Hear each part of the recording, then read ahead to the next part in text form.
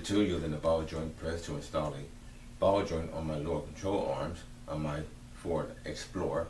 Have to use this press to press it back on the lower control arm, so stand by. This is part 2 on moving the ball joint. Fast video, really. So this is the ball joint press, and I had to use this to install the ball joint. One of these that fit that way. This goes under here.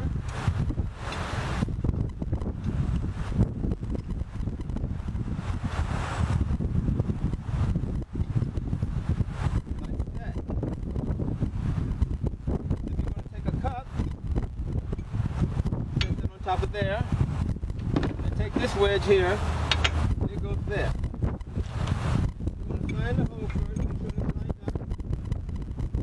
That's it there. That's the cup there. That's it on the cup. Just like that. We're going to take, push this in, just tight, set that aside. I'm going to take my big pipe wrench. Start turning.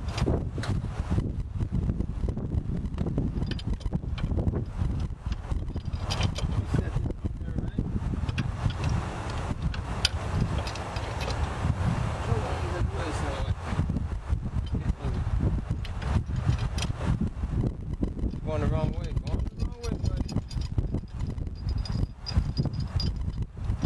Alright, we're going to set that on there. Like so. And start turning.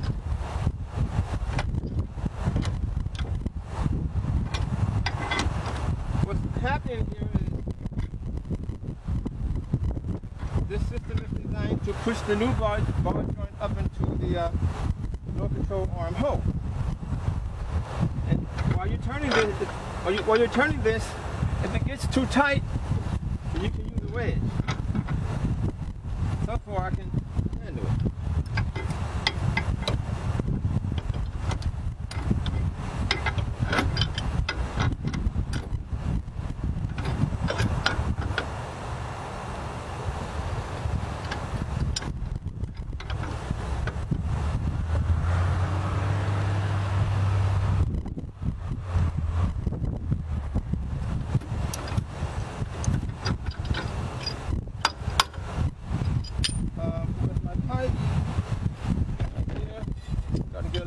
So we're going to put a wedge on it.